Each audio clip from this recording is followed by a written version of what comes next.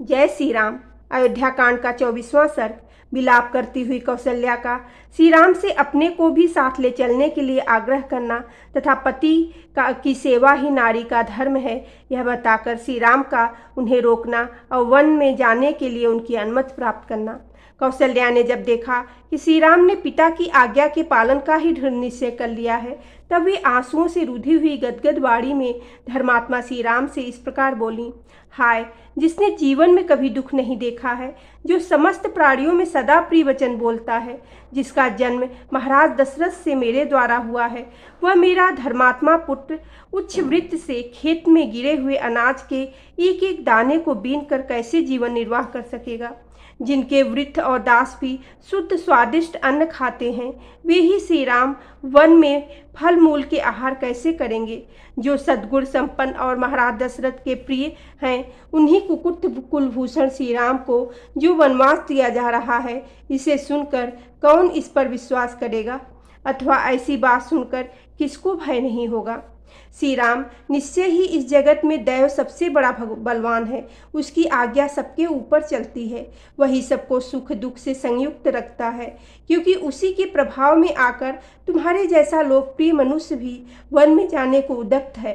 परंतु बेटा, तुमसे बिछड़ जाने पर यहाँ मुझे शोक की अनुपम एवं बहुत बढ़ी हुई आग उसी तरह जलाकर भस्म कर डालेगी, जैसे ग्रीष्म ऋतु में दावानल सूखी लकड़ियों और घास फूस को जला डालता है। शोक की यह आग मेरे अपने ही मन में प्रकट हुई है। तुम्हें न देख पाने की संभावना ही वायु बनकर इस अग्नि को उद्दीप्त कर रही है। विलाप जनित दुख ही इसमें ईंधन का काम कर रहे हैं। रोने से जो अश्रुपात होते हैं, वे ही मानो इसमें दी हुई घी की आहुति है।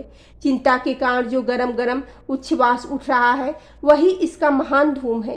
तुम दूर देश में जाकर फिर किस तरह आओगे, इस प्रकार की चिंता ही इस शोकाग्नि को जन्म दे रही है। सांस लेने का जो प्रयत्न है, उसी से इस आग की तीक्ष्ण वृद्धि हो रही है। तुम ही इसे बुझाने के लिए जल हो। तुम्हारे बिना यह आग मुझे अधिक सुखाकर जला डालेगी। वर्ष धेनु आगे जाते हुए अपने बछड़े के पीछे पीछे कैसे चली जाती है, उसी प्रकार मैं भी तुम जहाँ भी जाओगे तुम्हारे पीछे पीछे चली जाऊंगी। माता कौशल्या ने जैसे जो कुछ कहा, उस वचन को सुनकर पुरुषोत्तम श्री राम ने अत्यंत दुख में डूबी हुई अपनी माँ से इस प्रकार कहा। माँ, कैकेयी ने राजा के साथ धोखा किया है। इधर मैं वन को चला जा रहा हूँ। इस दशा में यदि तुम भी उनका परित्याग कर दोगी, तो निश्चय ही वे जीवित नहीं रह पाएंगे। पति का परित्याग नारी के लिए बड़ा ही क्रूरतापूर्ण कर्म है। सत्पुरुषों ने इसकी बड़ी निंदा की है। अतः तुम्हें तो ऐसी बात कभी मन में भी नहीं लानी चाहिए। मेरे पिता कुकुट कुलभूषण महाराज दशरथ जब तक जीवित हैं, तब तक तुम उन्हीं की सेवा करो। पति की सेवा ही स्त्री के लिए सनातन धर्म है। श्री राम के ऐसा कहने पर शुभ कर्मों पर दृष्टि रखने वाली देवी कौशल्या ने अत्यंत प्रसन्न होकर अनायास ही महान कर्म करने वाले श्री राम से कहा, अच्छा बेटा, ऐसा ही करूंगी। माँ के इस प्रकार स्वीकृत सूचक बात कहने पर धर्मात्माओं में श्रेष्ठ श्री राम ने अत्यंत दुख में पड़ी हुई अपनी माता से पुनः इस प्रकार कहा।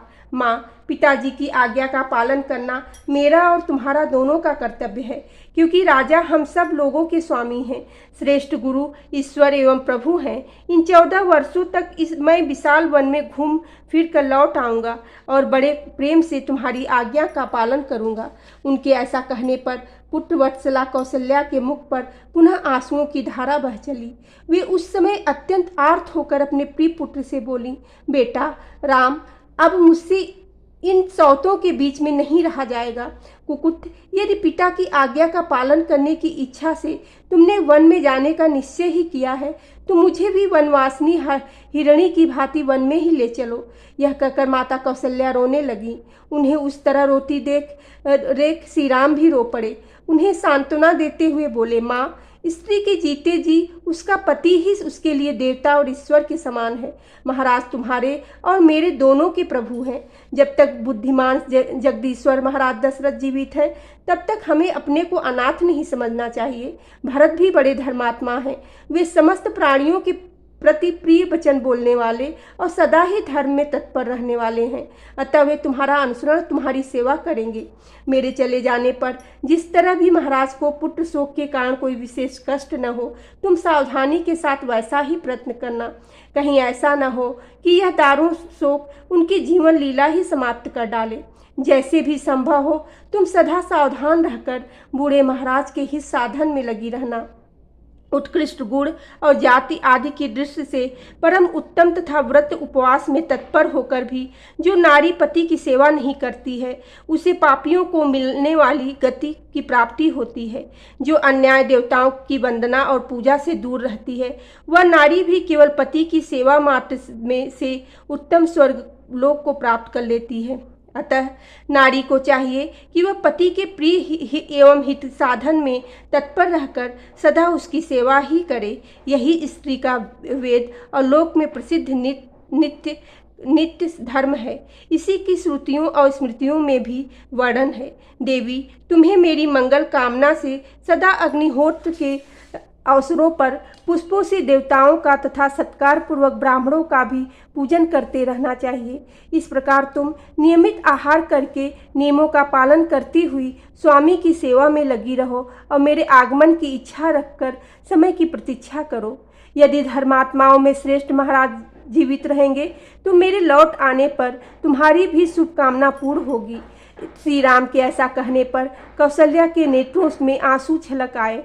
वे पुत्र शोक से पीड़ित होकर श्री रामचंद्र जी से बोली, बेटा, मैं तुम्हारे वन में जाने के निश्चय विचार को नहीं पलट सकती। वीर, निश्चय ही काल की आज्ञा का उल्लंघन करना अत्यंत कठिन है।